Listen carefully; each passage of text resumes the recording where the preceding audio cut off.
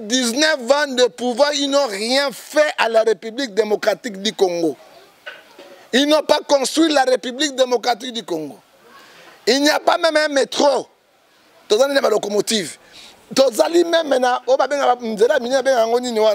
ce n'est pas boulevard, mais autoroute exacte, Sénégal, autoroute exacte, Sénégal, Abidjan, partout, même la Brazzaville, autoroute exacte. Ah, exact. Ce qu'on va rejoindre en 2023, avant 2023. Pour tout le monde, il y a Bango, il y a Rwanda, il y a Burundi, il y a Ouganda, ou bien le peuple congolais a se libéré. Et que Simba pété, parce que le Congo est un royaume, Congo est la République démocratique du Congo.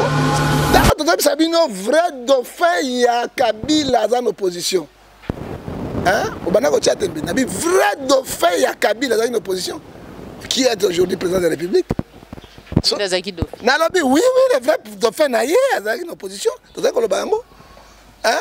Et dans Moïse Katumbi, et dans la Kamere, ce sont les pions des pions, il y a Kabila. Le notre président, comment il place, qui a fait la négociation? C'est Kamere. Mais qui était Kamere? Secrétaire général PPRD. Là, on comme voilà l'autre, sur Katumbi, à Zonga na Kabila, parce que Kabila n'est pas sali, et n'a qu'à moi l'autre, parce que politique à Congo, ils allaient mamaming. Yo zoma makila tango zaki pas MNC pas bem. Makila tango finga Kabila tongo midi pourquoi tango bendie ministre. Nye et comme mboto ya makila nde, soki pas Kabila. Mais Makila lo bengo finga Kabila. Hein? Toi politique na bango. Les là comme il y a millions là, ils s'en foutent. Alors peuple, aux andengeni, to fungo la mise sur la maman. Quand on a la bataille de l'opposition, et la majorité, au bas Congo, parce qu'on fait bazo luken terrain na bango ba mi voix misa, ba ebi peuple té. Tinanine. Article 58 du Conseil lobby, les richesses de la République démocratique du Congo. Tout Congolais a le droit de réjouir avec la richesse à une partage équitable. Ainsi, et puis la mouka ngwa bino, ils en avenir. La mouka, c'est la peuple. Mais yo lobby finga Kabila na Tshisekedi awat. Et comme ça montre quoi? Tout le monde est à Fayoulou. Et Zalaba oyo a Moïse Katumbi. So ibati le Moïse Katumbi, vice-ministre des Affaires étrangères à Kobaluka, Koya Kosala. Ce sont les gens qui cherchaient oyo. Bati Fayoulou. Ministre de la Finance, pour moi, il y a place à Mbongo. Hein? Vice-président de Akosala. Bonjour, bonsoir, fidèles internautes de www.plisclair Télévision, la chaîne des vérités. Vous allez belé, vous allez kolanda biso de partout. Et c'est que vous allez toujours makasi.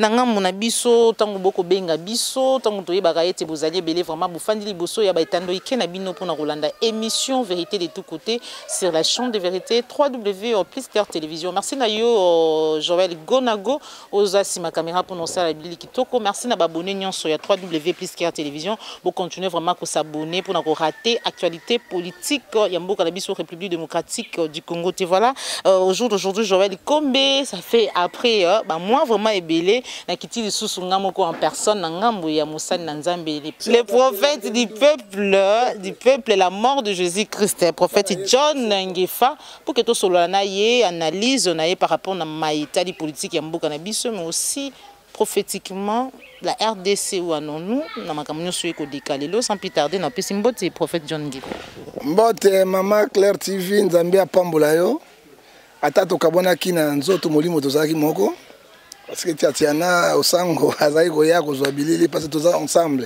ko la pambola yo et là on a séparé la bino parce que vous allez très courageux peut très courageux.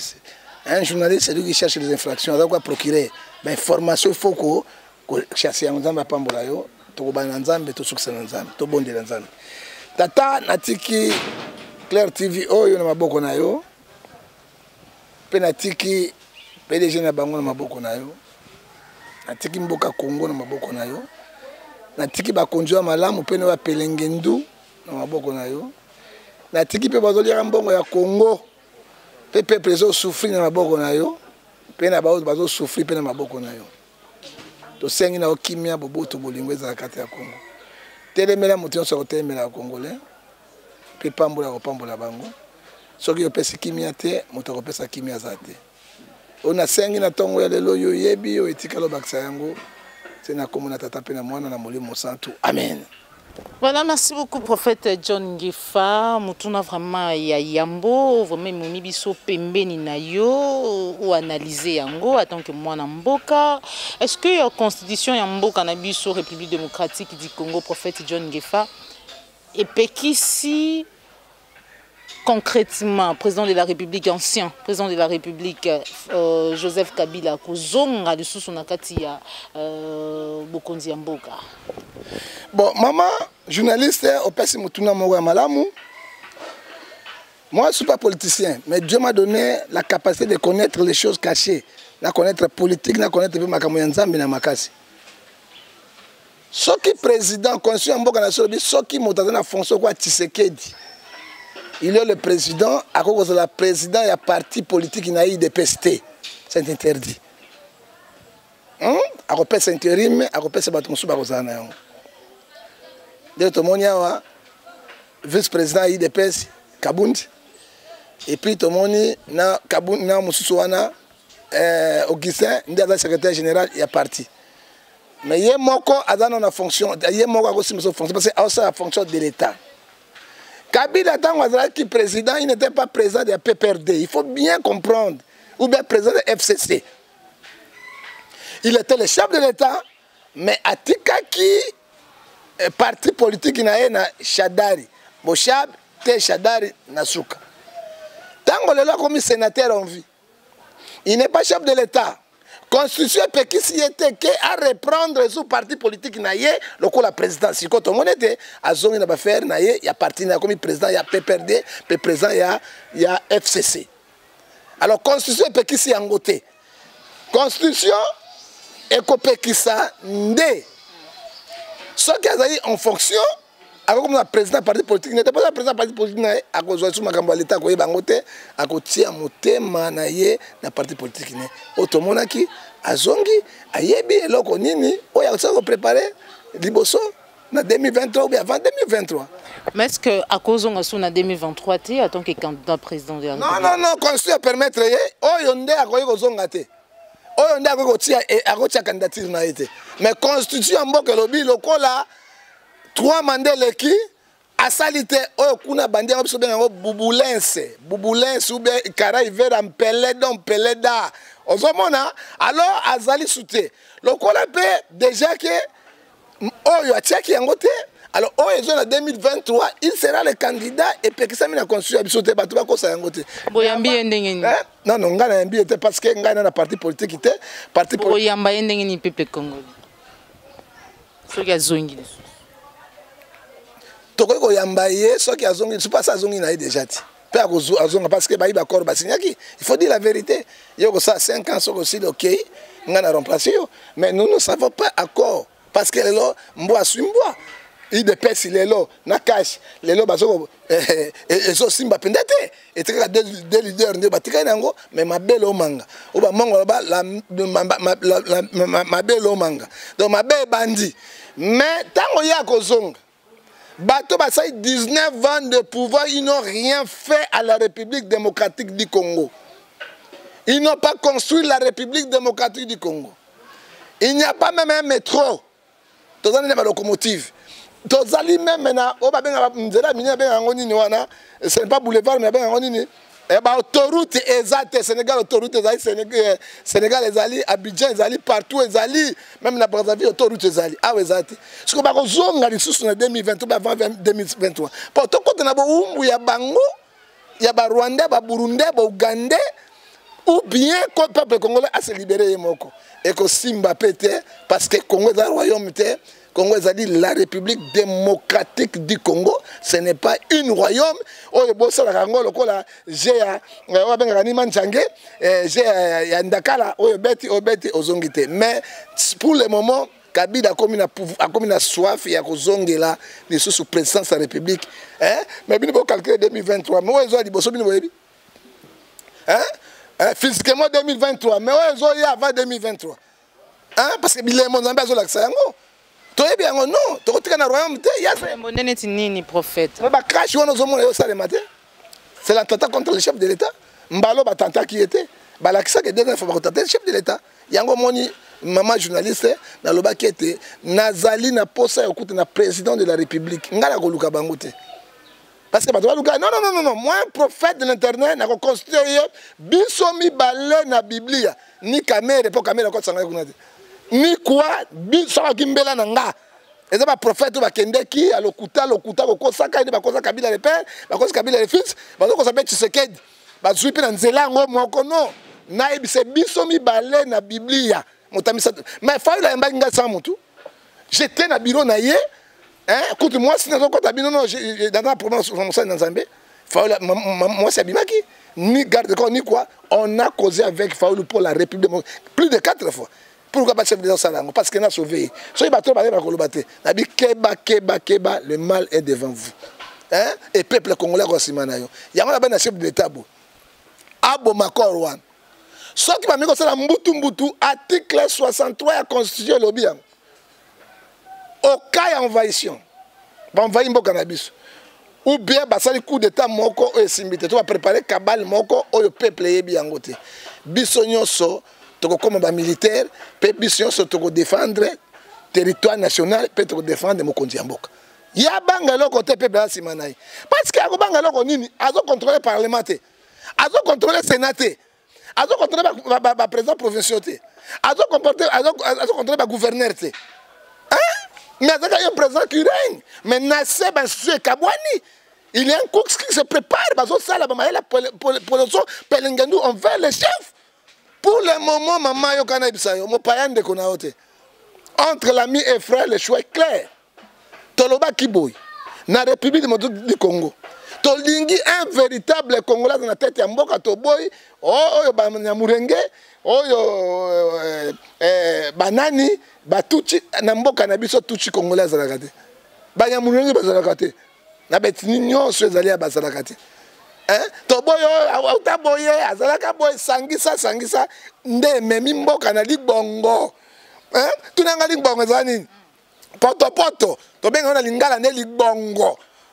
Et même mboka na mo potu et même na mboka bato baza ko se retrouver terre maman hein tala lomboka lokolo to vanisa kura banana butu lelo nazo tokoka ngulu na kata likuku hein nazo bima nazo à l'est hein alors bana bakobota ma méchanceté nini hein en fait John Gefata ngoko yoka ancien sénateur moko américain ou lobi était na kati ya mboka na biso République démocratique du Congo na Minembwe précisément ezali na batu misusu te donc il y a pas de tout soit de tout congolais lolinga lobi pour na koloba ete Minembwe mboka wana ezali ya ba congolais ki ba congolais sengeli ba telema pour ete koloba non parti à mon côté ya mboka na biso et kabamana ba voisin omoni on.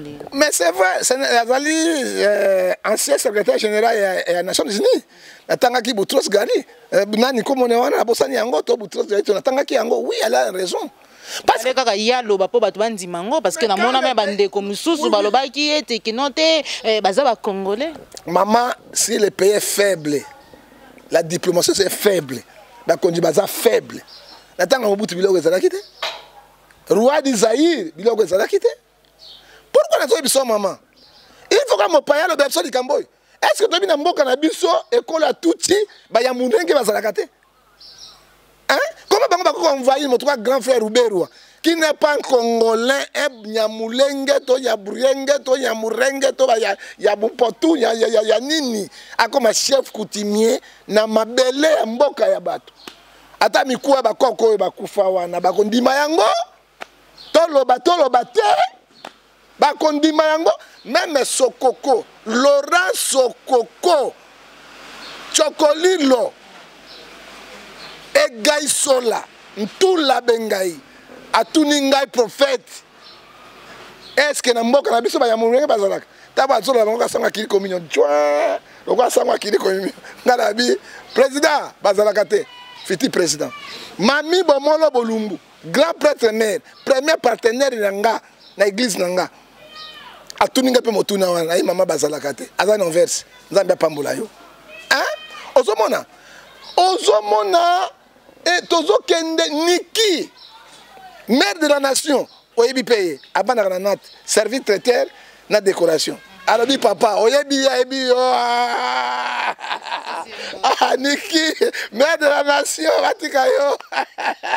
Maman, so ka ça donc à ça ka ba griller mon ko na so mona maboko lokola ordinateur na PC mboto bele. Habito zana besoin ko sala biloko na Congo, mais ba ya murenge baza. Ba tout bazali. Hein? Et ça lelo ko kamwa. Hein? Eric Lele. Hein? Oyebi yango. Oyebi Eric Lele vraiment a tout ningai. Ouzlel, Ouzlel. Oye zali na autre makapa yon. Po Congolais bazali mama. Na côté na ndako na a côté singa na cave. Premier niveau cave, deuxième, troisième na mona la vandi boy. Otobenga bango na moni bambisi. Na moni njombo so leka. Eh, nazane balé, na maman ko sekate nazali bisaba na Congo bazali ba yibi mbongo na binote. Baza polele na moni nzombo eloko bang singani na kati kuna na simba bo vite na tala bo crocodile azo pesanga mbote na mokondo na mokila beti papa bonjour ngabi speak English yes Congo pass Eric mutuna ngala mbeseke Eric ozomon donc maman ba te belé ba ningo investir ba congolais mais bazo mona mboka ngo ezo tambola ndenge ni hein Petit Sadrak Ngefa hein Atuninga biper. Talanga na petit bogar.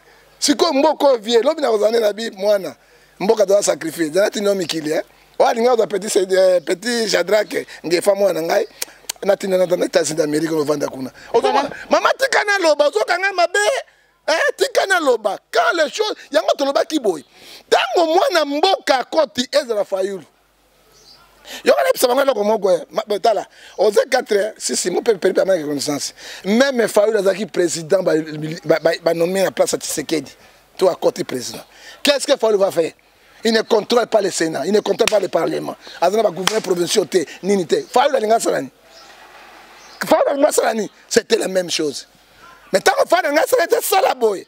Mais ça c'est les. Pour toi, il y a beaucoup de tarifs en Afrique. Mon coco va kangi ça sous mon coco soit quitté c'est ça sous qui comment t'as qui ça soit azuite ça soit kangi à tient en prison 2 ans ba mimi mon coco na tango muke pour maman ya kufi akuna maman les personnes na boloko ozomona le pays peut marcher comme ça tango moi na mboka akende ngolo bielo ko yango article 64 ko ma président de la République il faut tout sungaye na za modi de peste na za peste mais Fayulu et la Tshisekedi. Ce sont les vrais Congolais d'origine. Pourquoi bolingi ba paya kaka, ba ya okamba biso, ba zoka ba mbongo, kotonga ba Tanzanie, ba Rwanda, ba Burundi et le Congo biso moko to komi sima. Na peso exemple. Rwanda azalita na konto moko na mboka na ite. Na ko premier exportateur ya koto. Parce que forme oyo et comme ko salema na Rwanda, or que Congo ndeza source biloko wana. Omona mboka yoke na mopoto te.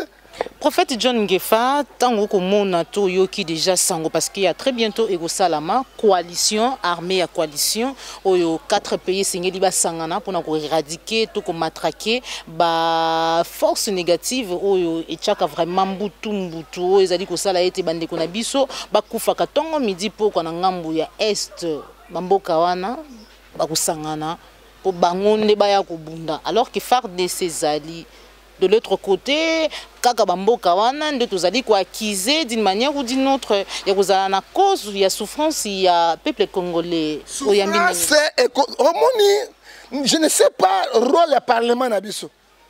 Na ebi rôle te ya Sénat na biso ezali net copé hein. Na compte na zonga 12 000 13 000 balles mais bakokpo lololo yele santale yonde kundo okokpo lololo. Comment armée étrangère et quand on a mboka na biso Sénat parlement balobi yangote yami balé et comme il a l'habitude pour éradiquer la force négative il faut bien à Rwanda c'est Rwanda comme le pays le plus puissant en Afrique il faut bien à Burundi Tanzanie mais tous une armée à 100 000 personnes nous avons une armée de 100 000 personnes au Tanzanie yango. Les gens Rwanda, Burundi, Ouganda, c'est simple calcul. On est au Bango. Bobengi bango ba contrat bo signé pour konyo ko la peuple congolais. Pour ba ya ko tra ba matière première seconde. Pour ba violer bana na biso. Ba boma bande ko na biso. Ba kufa katine yango. Osomon. Équateur.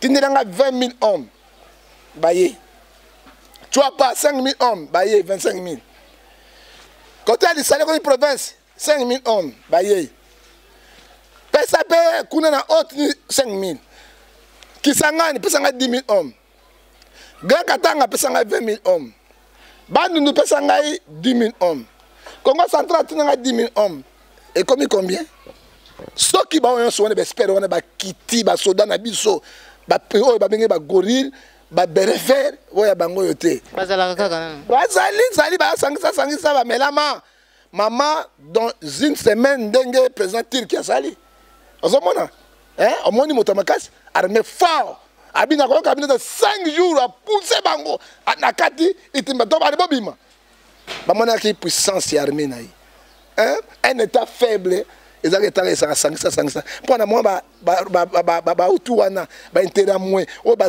bazosa tenere yango kaka na sud Kivu kuna na Kivu mpo ya kobengana bango il faut bosangisa 4 armées afrique est-ce que c'est ça normal un grand Congo de Mobutu Congo de Laurent Désiré Kabila Kabila le père Kabila oyo te parce que c'est un vrai Congolais Congo de Mobutu, il y a solo, sangisa, c'est la honte. Est-ce qu'Angola peut le faire?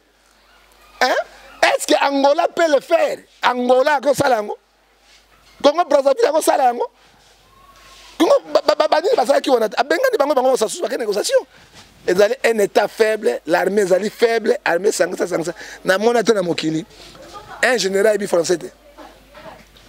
Kakabé, toi, na mukanga na mufika na munyata français boy habité mais ça nini tant Mobutu comme colonel comme major il faut oser la breveté d'état major général oser la cour supérieure armée d'Israël les États-Unis d'Amérique tout cela oser un vrai général mais armée sangé modaki azaki premier c'est major ba sanction coalition ya Rubero allez comme ça général modaki capitaine général parce que armée on est kolonga ndengeni il faut tisser de réformer armée azwa ba technicien général parce que 4 ya état major général après ça bango ba fonction ba former armée to koza de côté tango ba armée on est côté maman état ma formé ko zwa temps mais tant ba sali déjà ba former réformer ce n'est pas qu'on former parce que ba sali ba d'esprit bazawa ba garde civil bazawa ba beren vers Mobutu bazawa ils sont là abso ba pantana ba poto ba ni ba bazawa ba soldat 7 apino ba beren rouge ya bango ya Kabila ote o kana minduki kaka guerre moko ba gagner zate bazali abenga bango za nouveau régime sika okomona biloko ya soni oyo to bengi yango libongo ekolongwa et puis oyebi dégâts na bango Congo ana nyoso les pays les plus riches du monde les pays les kimbongo mumba Congo biloko nyoso na basi na biso mwete oyebi ba ko violer basi combien pour rendre moi longue quoi pourquoi zamba ça va dit kuya wa ouais combien bazemi ba désirable est-ce que kobanga pe selon ba rumeur kobanga pe za quelque part est-ce que ba o wana ba ko ya wana ko utela ba mboka mususu ba ko za la bonne santé bonne santé ba sidatique na ba gonokoko na mangundu batindi bango ba saso mangundu o to benga na lingala weke c'est normal. Prophète John Ngefa, décision wana prophète John Ngefa. Parce que Maïmaï bazo bunda pour la son des Congolais. Pourquoi vous attaquez Maïmaï? Parce que Maïmaï sont des Congolais. Baboy territoire Minyembo Goma et Kwaya. Ils défendent article 63 constitution le biango. Au cas d'agression, il y a territoire national, parti Moko. Alors, ce peuple congolais, et l'armée Nabiso, et la ministre, et les Congolais, pour défendre le territoire national. Et ça, l'article 63 constitution. Ce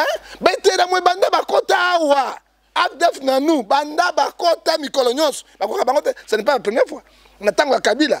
Alors, on va Kabila pour nous. À côté de ça, qui va Rwandais, à côté de Ougandais, sans permission, il y a parlement. Aujourd'hui, Kamere est directeur du cabinet, il y a Félix Antoine Tshilombo qui est président. Alobani. Alobani Kamera ndekona bango Alobani.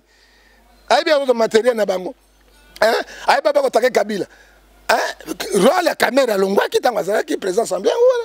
abi comment ba armée étrangère et côté biso mboka parlement ebité mais lelo pe bazo kota parlement bolobini yepé lelo caméra directeur ya cabinet ya président omoni di banga libedi tsakuyo nde osekade OK so ki ba beti di banga na butu motakangi hai ezuye ozomona baraba mbombila ko bote masanduku OK soko moni ngando soko moni njombo ou bien mbenga ou bien likoko ye ho ngando na malade ndima pour ngando nambisi bakana sa mai caméra va na chef de l'état azomona ke complot etango bako ya bako s'imposer bako bimanyo sote bako tika batuna bango bako ba général ba colonel parce que mboko yo tozana esclavage mboka ezali no efungwami te mboka oyo eza sous occupation congolais bimana distraction.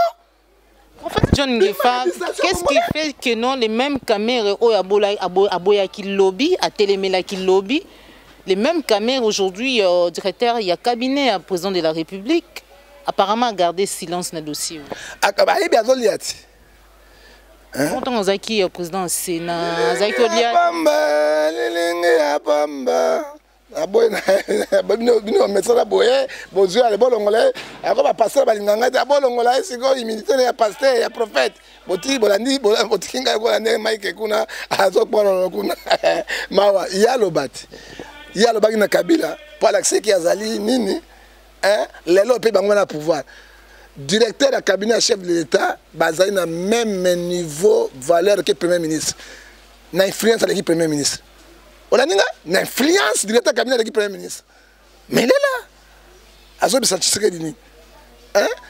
Tango memi ba armée wana mineto 5 ba koti na mboka. Oyebi conséquence nango. Est-ce que ba kona santé ya malamu?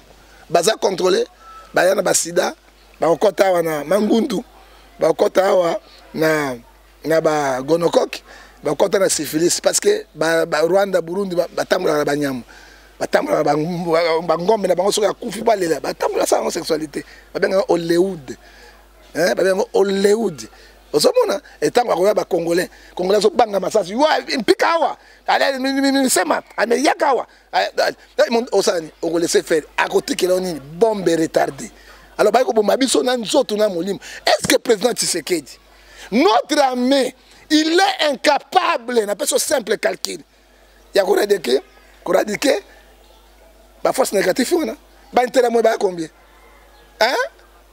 Jamais bah ADF na nous, oh bah tellement qui m'ont venu jamais bah taka ou gana ta mokolo moko. Bah ça a trouble na mboka na biso. Yango mboka na biso comment bolé? Je te donne l'exemple, guerre de 6 jours, des armées opposées. Entre Rwanda na Uganda ba Burundi na kati na Kisangani de mort et ça la kate et souka. Les même histoire ils ont qu'est-ce qui cherche notre pays? Congolais, tout le monde a distraction. Nous sommes sous l'occupation. 430 ans, Israël a dit Boumbu Abimaki. Totalement, Bissonyoso. Tout le monde a dit faci béton, Royoboye, Faïlunde, même Faïl la Kota qui histoire de changer parce que Kabila na FCC, Rwanda, Burundi, Uganda, Bagina Maïl na Bango, Otobengi Maïl ya Poloso, pe ya Pelengendo. Prophète John Ngefa, tu comme vraiment na souka émission na biso, mutuna vraiment ya souka pour na rosili ça, li solo na biso,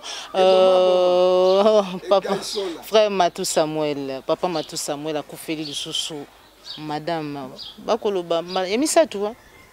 Ako bata 4 et boma bomati.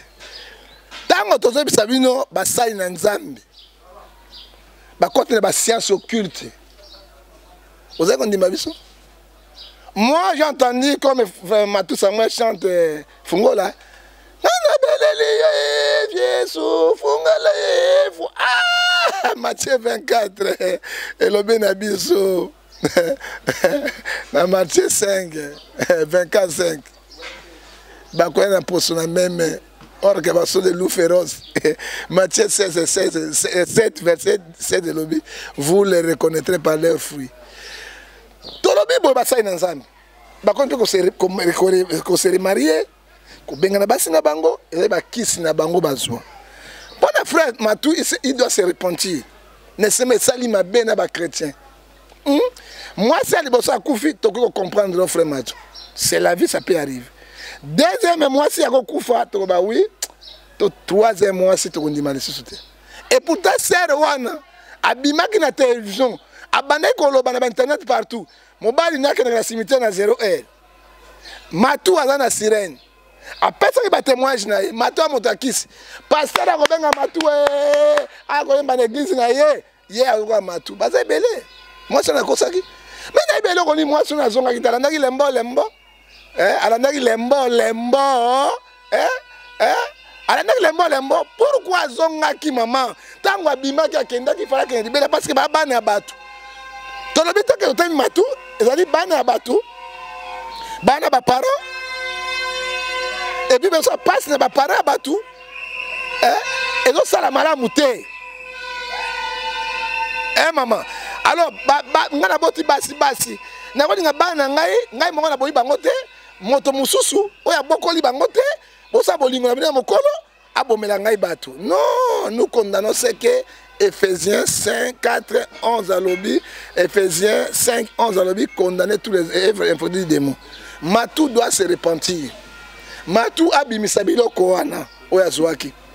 Parce que Matou baza belé. C'est d'ailleurs abakufa pola azokundala biloko chubu prophète Seda na Selemba. Tolobi na Seda toloba na Seda okate Seda kufi batina morgue apoli. Première fois na moto na morgue azopoli. Ba Matou baza belé bazobunga basi ya bato. Bana bato. Ba passer musu baza bazotamboka na bana bato atambo na yo okasa lingi yo akabi yo keko kufa. Ramion mais fibron bazali ebele parce que 95% les lots il y a basai na Nzambe, ce sont des occultistes, ce sont des pratiquants. Nous disons ceci na ndeko Matou tozana mawana so elongo mais bongwana pona mbalo yekosu mwasi te ekozala ye moko soka se repentite otaka film Nigeria mwasi mosu amakubomi boye olala te olingola boya bimelio ozonga bimelio abi parce que basi wana bakufa te bazo salela ye pona succès na ye eza mabe basali na Nzambe bachatre chrétien basali na Nzambe tozo pesa image moko mabe epai ba chrétien tozo lembisa bato kondima libala ezela ko elengi libala ezela ko mwete libala ezela ko lembo et comme libala bololo ngai baliaka na fête te donc si ça bana bato Dieu nous jugera. Oyebi Jacques chapitre 6 verset 1 lobi bozala bayembe belete bozape beaucoup de prédicateurs te parce que nous serons sévèrement jugés devant le tribunal de Dieu. Ce qui est sous Ecclésiaste chapitre 12, Dieu amènera toutes les choses au jugement. Yo oyi misalo salaki oyo tomoni na mokili Matthieu 16 26 25 et 26. À quoi sert un homme de gagner tout le monde s'il perd son âme? À quoi sert? Mokili otoyaki maboko pamba tozonga maboko pamba. Na mona milliardaire moko te akufi ba bijoux ba sapato non bakufa kana chaussette ba tika na chaussette et si nyonso etikalaki toyaki maboko pamba tozonga maboko pamba. Pourquoi sacrifier les autres? Maman pika qui crise zaki kobela. Qu'est-ce nini a piqué? Atika ki testament quand même mobali na bando lingai makasi tolandi ba témoignage. Bon ça mobali na lingai makasi akoko zo mwasi ya poto ya na yote. Oyi mama kapia kota déjà akei Lumumbashi pa kene oyo Matou abengi mwasi ya poto ya Suisse ina ndako na ya kutaki eno. Soka lingai makasi ngacha mwasi na kati ndenge. To tika ko sabato na témoignage mo zanga tini.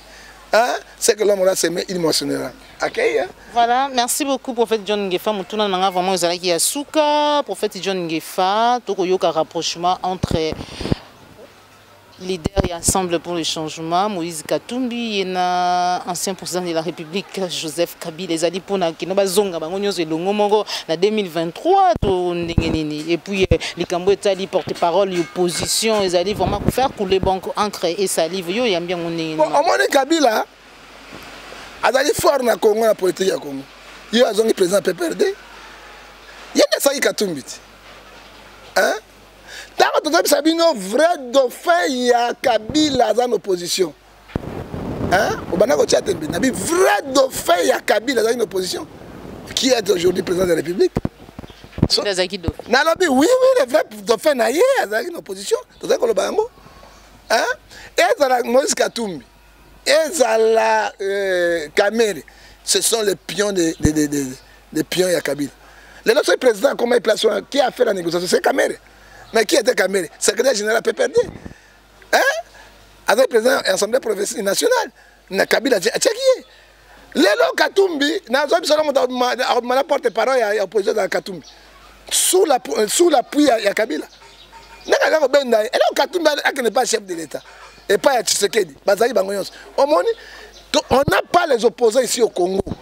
Tozali na ba politique ils cherchent leurs intérêts non l'intérêt de la population les lois bandit ko benda et je te dis aujourd'hui que c'est moi c'est Mutakobima pour le lot sur la opposition et si donc Kabila Junior sur maboko on a contrôle tout même l'opposition zali no tobete na kabango oto yembela ki bango bayaka na kombo ya peuple or que bazala ba profit na bango pembeni osakata ngana okamwa lelo te soki Katumbi azongani na Kabila parce que Kabila ndi asali na kokamwa lelo te parce que politique ya Congo ezali mawa mingi yo zoba makila tango zaki pa MNC pa Bemba makila zako finga Kabila tongo midi poko tango bendi ministre nye ekomi mboto ya makila nde soki pa Kabila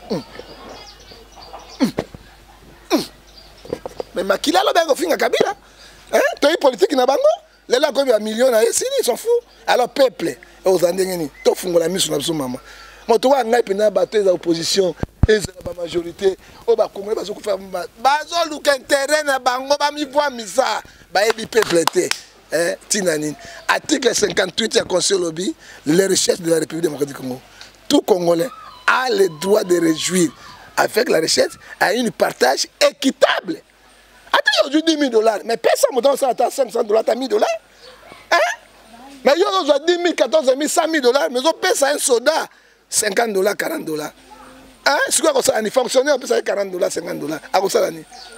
Aux hommes, on est à Mabé, bah, fungola miso, tous on a sentiment, et puis maman, yo, mon amour, tu vas nommer ministre, tu vas foufou, tu vas gagner la poudre. On va dire l'État. Parce que Kende, Liana yo, Ibana yo, to bonga. Mais peuple, mboke tamboula kaboite. Mindele bazali organisé. Yango mboka la bonga bonga. Ba peuple muso africain bazali organisé. To tika ba sentiment, to tika makambo ya yauli, makambo ya pamba oyo ezozonga sa Congo. Ba Moïse wana ce sont des jokers. Bango tout. Yo ndi mai motoka matungulu. Tala attaque na bango bazalaki. Tshisekedi, on a président. Moïse Katumbi na kati, on a 10. Si tu sais qu'il y a 9. Si tu fais le 7, par exemple, Mopandi. Bemba, à 11. Matungulu, militaire.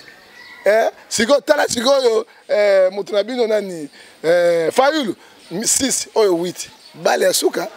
Mais si tu as la danse na bango, et là, tu as Bozi Bozan.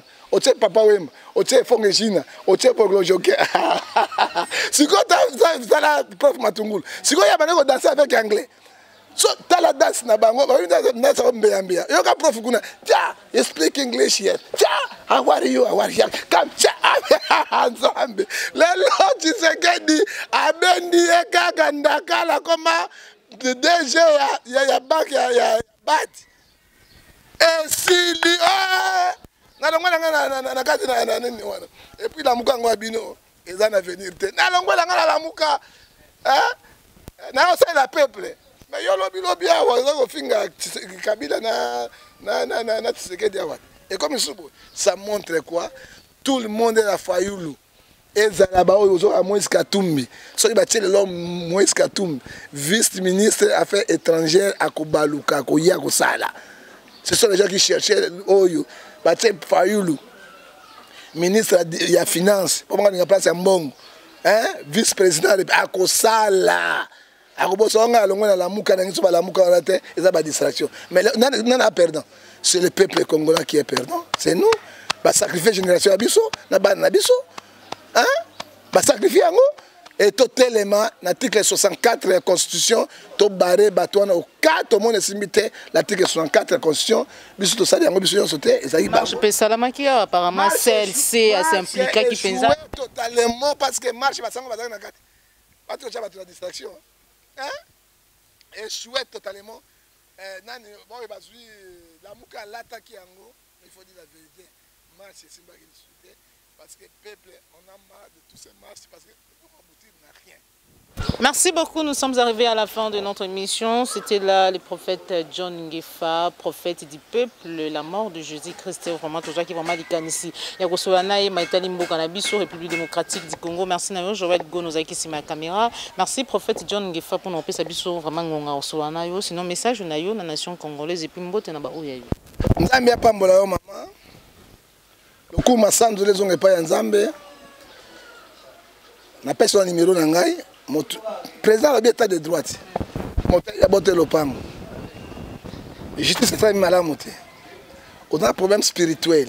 Là, la gabiente, ba malade, tu es en hôpital ici la gâte. Tout ça pour nous sungabine. Tout ça, faut que chrétien spiritualité ngai moro naza. Au benga ngai na 00243 89 610 49 41 WhatsApp. Au benga sur na 00243 81 807 26 78. Privé dans le 0043 99 99 42 937. Pour y mbote. Na pesi nano okeli ya likolo na se mbote. Pe na pesi mbote na maman na ngai batondoko éducation dans la Genève, o aleki basi tout na kitoko. Aleki na yo. Oui, aleki na kitoko. Basi tout ya mokili na kitoko. Na pesi papa na ngai Ngefa Barthélemy Galakebi Motodua mbote aleki mibali nyoso na kitoko epsa na mobali nani ngai moko nseboga après père ngai moko na landi ça ko boy ça mokili na yo yele santal yo nde kundo lolo alors na pesi mbote na ngai susu na mère de la nation maman Niki oyebiye alinga ko mingi oyo azali na service traiteur et puis décoration na nate à Salamsane, wana Suisse, France, partout, maman kitoko. Ce que moni motaze longi kitoko, motema kitoko. So moni moi c'est longi ma B, na motema na pe ma B. Nzambe pambola ye et na pesi mbote lisusu na Katerik Lele. Lele house, nzambe pambola ye. Maman autre Mamboli de Panama. Qui n'est propre bopeto mais ya quitté à son babotine a zoni poto malili kolo pambola yo et puis tozo pesa sumbote na papingefa ozana kat na siri kolo pambola ye et puis nazo pesa mbote na ngai ya suka na pesa mbote na mami Bomolo Bolumbu grand prêtre mère na kati on verse pour premier partenaire na ngata église ba futi ta sa futi mbongo église papa futi la bana nzambe tozo sambela pone mapamboli Pesi mbote na maman Brigitte Ngefa moite kola pambola ye et puis mbote ya suka on azo pesa solo ki mbote na hotel Gilbert Mwako na kata jiri di kambote kolo papa moto ifa matapia kita ezali vi o ya suka na pesi na millionnaire congolais pe milliardaire azo kwa Trump futur président 2023 akota mbongo bato bakina babotini awa bote ya mbula chobo ya matsapa lelo bakomi ba président de la République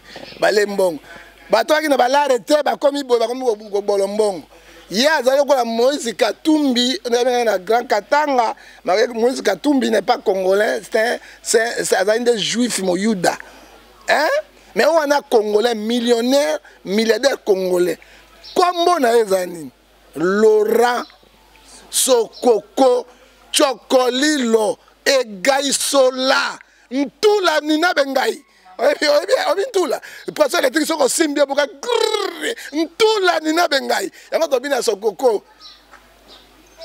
mwana kanga tozaki na ye na Mbandaka na quartier Ikongo asa Riel moko na avenue Ruki Sokoko ayebi me para Sokoko ayebi me mboya ayebi épicé Sokoko milliardaire ayebi ndeko benga Intori ayebi wanganga Sokoko ayebi mapele yala ayebi mapele bolombo ayebi boyeka Sokoko ayebi boyeka ayebi épicé ya bamanya papa na Kabila le père to bani na Kabila le père Mobutu konsimba ndaka te motema mabe atanga na Freilo Sokoko to tangi na enga na tane itimba ndaka ya na Freilo donc école na biso bango sima lelo ndambe atomboli mbandaka na ndaka 3 étages niveau ezate otongi na Bangola Brazzaville partout na conflit Kabila le père pona Bemba mbandaka batonga te Kabila le père yepe na conflit pe ya Bemba batongi yango te Tshisekedi mpe akoti awa na ndimi te akotonga mpe yango te tolobi bosokoko tolanda bango te Trump atongi babuilding na États-Unis d'Amérique mobimba nana komi président te yo nde président 2023 pour leki bango oh oui aza candidat de 2023 akota na mbongo na ye awi bambongo na bino sokoko na mbongo na ndo akomo ntula bengai ni na lengisaka aya kotongela biso ta na ningina na kene mbanda kana kota ndako ya 3 étages 5 étages 3 étages 5 étages na ko bondela pona nzambe ko pambola o mais Équateur mbanda kezali abandonné na les propres sorts batala kango te mais la terre vierge pétrole eza na mbanda kawana pétrole obozoluka na Irak pétrole bozoluka na Libye eza na bongonjo na mbanda kasokoko ntula bengai ya ofungola pétrole wana. Merci beaucoup, nous sommes arrivés à la fin de notre émission. Merci prophète John Ngefa, les prophètes du peuple, la mort de Jésus-Christ. Merci à papa Lambiaï Motema, madame Moreti Biaï, merci à pasteur Bronzouzi, merci à madame Alpha Kabamba depuis Belgique, il passe à Nanga, merci na Mbote Yesu Mokonzi Simbinga na prophète John Ngefa Mbote pe susu na soleil dango la papa te dit à match Mbote na maman Bijou Pierrette Moussa Nzambe depuis Hollande. On se retrouve pour un prochain numéro toujours sur la chaîne de vérité. Au revoir.